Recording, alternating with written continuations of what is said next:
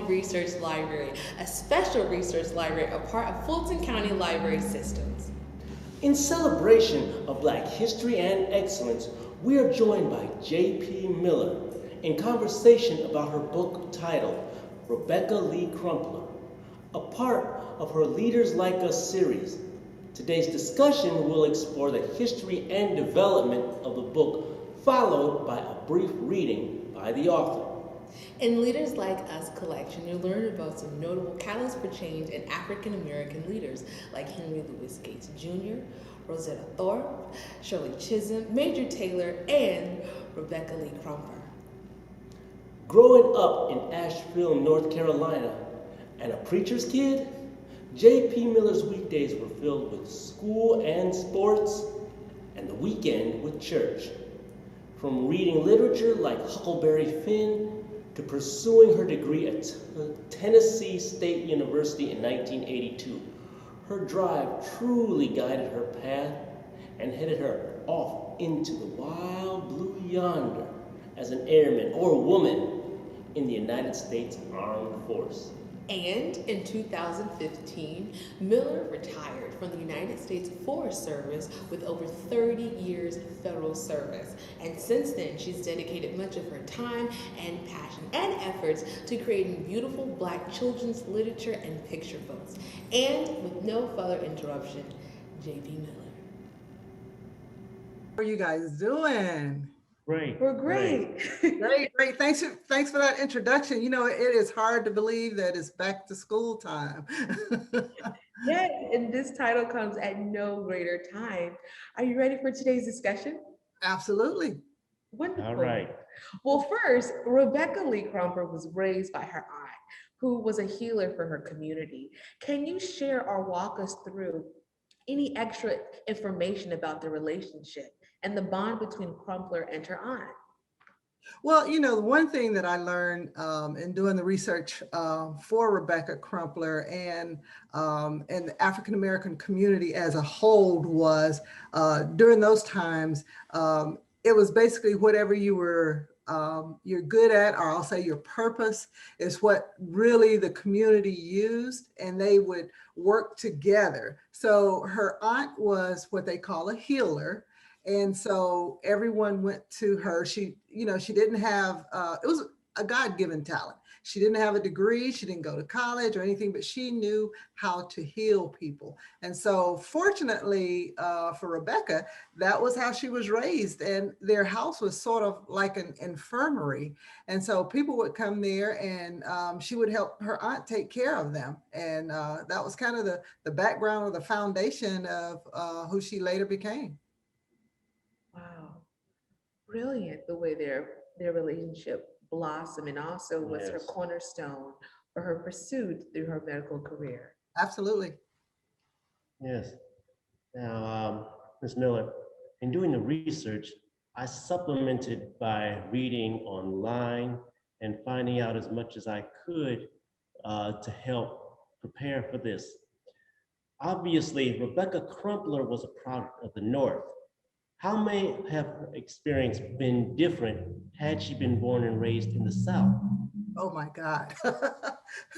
That's kind of a loaded question because, you know, I mean, she did have some opportunities that came to her, because of being in the North. And again, not to say that there wasn't prejudice and racism and things of that nature in the North, but it was just the fact that in the South, it was, 3 and 4 times, that magnitude. And so I just don't think that there would have been the same attention given to her with her with her education or her intelligence. And then also there was the senator from Ohio, Benjamin Wade, that gave her a scholarship, actually, for school because they saw that she was smart. Now, that's not to say that none of that may have happened in the South, but the likelihood of it is like way less than it would have been in the North, because this was like in the 1860s. And so it wasn't that long after the Civil War. So, people weren't really, you know, at that time it was still, black was black and white was white. And so they really weren't giving a lot of opportunities to black people. So she was really fortunate to be where she was at the time to receive what she needed to become the first African American female doctor. Oh, wow. Being in that circulation of resources and that wealth of Black excellence truly Absolutely. helped to propel her forward. Crumpler began working as a nurse well before nursing schools even established. Did existing nurses play a role in developing nursing school curriculum? And if so, did Crumpler specifically, was she involved in this task? I didn't find anything that said that she was like involved in any of that, other than she had a book that she wrote, and so she was able to leave. And actually, that the book is not basically what we would look at as a book nowadays. It was really a journaling of her experiences and taking care of different people. So in that sense, she left that legacy behind, so people could, have formal education in nursing and as physicians. But I don't think that she was involved in any personally. Well, simply being the first and integrating a field is speaks volumes. So just being a droplet in a pond that makes so many ripples, she truly has Yeah. left a long-lasting legacy. Absolutely. Well, and actually, I mean, there's one other point, and I guess to say that she was involved in educating the people. So I don't think she had any classroom formal educating nurses, teaching them to be doctors, but she started doing a lot of preventative kind of talks and medicine for people because she learned that this is what a lot of people were having problems with, that it could have been prevented, many years or much earlier had they done different things. And so she had a really big heart for children or pediatrics and women's care. So in that sense, yeah, again, she did. Yeah. Wow. Yes. Now, the New England Female Medical College was founded in 1948, 1 year after the founding of the American Medical Association. As a school that trained women, did the college face any challenges in getting accredited by the AMA? Was there even a such thing as accreditation at the time? I'm not quite sure because I didn't really dig that much into the research of the school itself, and I would assume that according to standards of that time, they had some type of accreditation process to ensure that they were putting out the best and they were meeting their goals in terms of the classes and the training that they had to do. Because mind you, she did have to take. She did have to do her or defend her dissertation. She had to have oral exams. So they had some pretty high standards. And actually, the school later became a part of Boston University. So you can pretty much determine that was, they had pretty high standards for their students. Oh, wow. Moving back to the personal account that you previously spoke about, she recorded much of her experiences and what she developed, her refinement as a professional. Mhm. Throughout her personal narrative, were there any accounts of any cruelty or any possible traumas that she endured through her classmates at the NEFMC that we may not have seen in your book? Well, they talked about in the research, and I mentioned it a little bit in the book that when she had her oral exams, they really they they didn't she didn't pass it the first time, but there were some people, the faculty, that knew that she knew what she was talking about. They knew that she was able to present that to them, and so they went to the board and said, look, basically, like, I don't know how you could have not passed this young lady, but we know she can do the work. And so they turned back around and they passed her. And so I think things like that she was up against. And even after she became a doctor, um, it was racism and sexism probably at its best that she had to face. Some, they would heckle her and say, oh, the MD stands for mule driver, and different things like that. So she would take prescriptions or send prescriptions by her patients to the pharmacist and they wouldn't fill them. So she had those type things that she was up against. So there was a lot from probably, her initial going to college all the way into being a doctor. She had to face the racism and the sexism. Just in your exploration of that intersectionality provides a full scope that many readers aren't able to initially grasp about Crumpler. So it's so refreshing. Hmm. I agree. Now, Rebecca Lee Crumpler was married twice. How Mhm. supportive were her husbands? They were very supportive. Her first husband was Wyatt Lee, and he actually had a son. He passed away of tuberculosis, and so that also was in her medical care. So she had to care for him, and then she had a stepson, Albert, that passed away as well at age 7. And so many believe that that's how she became so involved in pediatrics or healthcare for women, was because of that. But the best that I can tell, both of her husbands, and her second husband was Arthur Crumpler. And best that I can tell, both of them were very supportive of her being a nurse. I'm sorry, a doctor, not a nurse, but being a doctor, and probably very proud of her. Wow. Just the power of community and support. Mhm. During Crumpler's career as a doctor, we see that not only did she, but other female professionals in the medical career, they faced many implicit bias and hurdles. How was Crumpler received from her community as she continued as a doctor?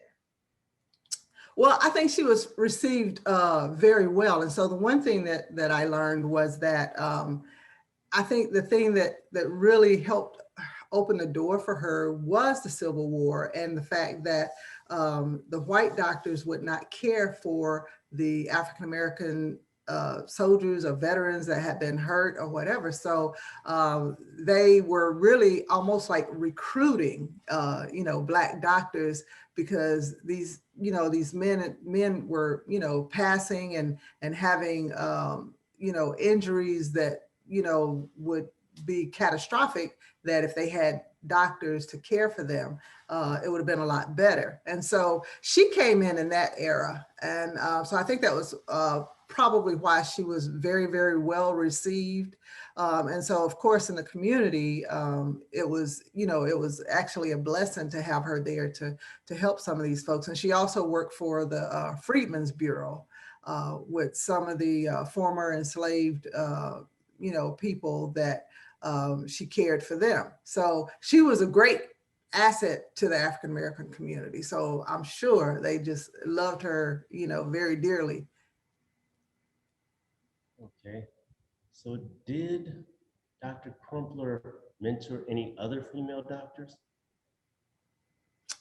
Not to my knowledge. I know that there are several societies now that carry her name that mentor female doctors. I don't know at that time if she did. I didn't necessarily find anything in my research that said so. But like I said, I know that now there are several uh, s- uh, I want to call them not societies, almost like sororities that have her name associated with them that encourage and mentor African American female doctors. Wow. The Sankofa effect, truly reaching back to move forward. Absolutely. Did any of her descendants or relatives, especially her daughter Lizzie, go into the medical career and field in pursuit and following her legacy? Yeah, I didn't really have time to get in and kind of follow Lizzie to see what she became or what any of their her offspring became. Um, I would imagine that that there's a good opportunity because we know that that kind of DNA flows forward, but I don't have anything to even other than I knew that she had a daughter named Lizzie. I didn't have any other information on her. Well, thank you for that. Yeah. Yeah. So, are there any other takeaways from the Rebecca Lee Crumpler story that you may be able to share with us? Yeah, I just think that, again, at that time, they had in the United States, there were over 50,000 doctors in the United States. Along about 300 of them were women. And of course, at that time, there were no African-American women. And just to see that that she had this interest, she had this gift, I'll say, because that's more than an interest. She had this gift and the determination to pursue it against those type odds. That's incredible odds. 50,000 doctors and plus 50,000 plus doctors, and all of those were pretty much white males. That she went into a truly a male dominated field and did well, did very well for herself. So I think that's my biggest probably takeaway is to if you have a dream, you have a goal, and it's something that within you that you can do, go ahead and do it. And as many things as we have available to us now, to parents get our children involved in, to see what it is that they want to do or be when they grow up. We have so many things that can facilitate that. So kind of pay attention and start getting getting our children involved in things, because they can be great leaders. Like I said, leaders like you, leaders like me, leaders like us. Oh, wow, a full circle. I mean, you walked us through the foundation and the source of her passion, her aunt, a healer, to how she has truly contributed to not only the medical field, but also as a catalyst for change for many, many other communities. And this is a reading by the author, Rebecca Lee Crumpler by J.P. Miller.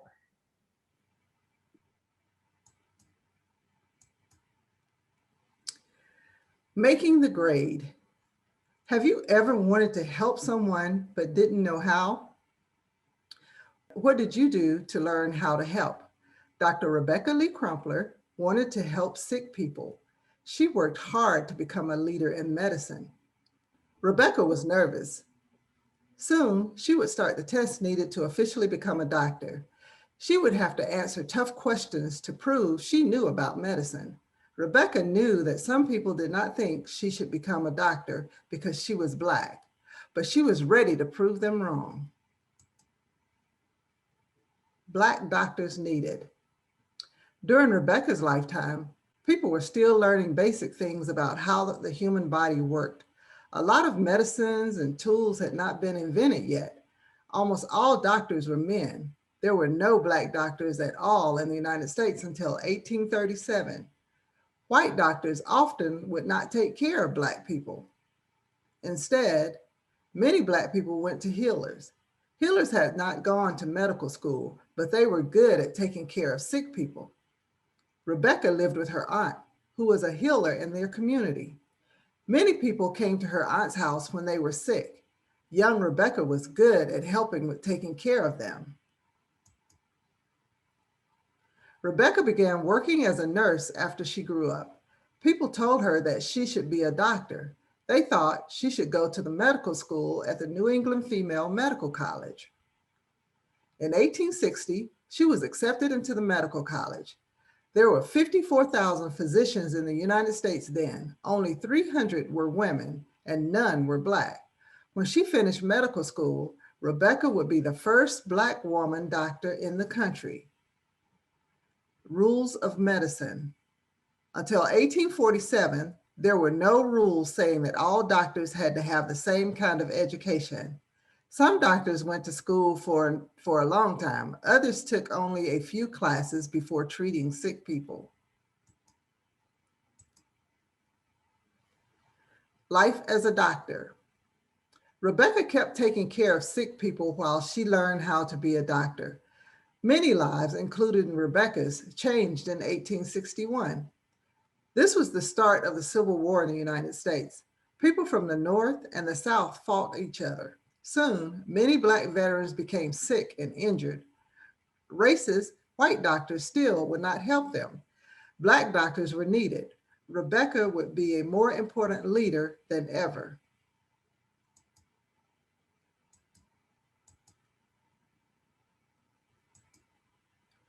Rebecca was a good student. She won a scholarship to help pay for school. For 4 years, Rebecca studied hard. Her final test was coming up. She had to pass it to become a doctor. Rebecca stayed up late the night before the test. She studied and prepared. The next day would make a big difference in her future and in the future of the country. She wanted to be a leader in healing. Would the school let a Black woman become a doctor? The big day had come. The classroom looked huge without any other students. It was just Rebecca, 2 other white students, and doctors from the school. The doctors would decide if she passed the test. The doctors began asking questions. Rebecca took a deep breath before answering. She thought and remembered what she had studied and gave the best answers she could. The doctors were not sure that Rebecca should pass the test. Some of them said that she did not learn quickly enough, but it is likely that the doctors simply did not want to let a Black woman become a doctor. Rebecca's teachers spoke to the people running the school. They said that Rebecca knew medicine. They said that she would make a good doctor. The people running the school changed their minds. Rebecca earned a Doctor of Medicine degree. She was the first African-American woman to earn the degree.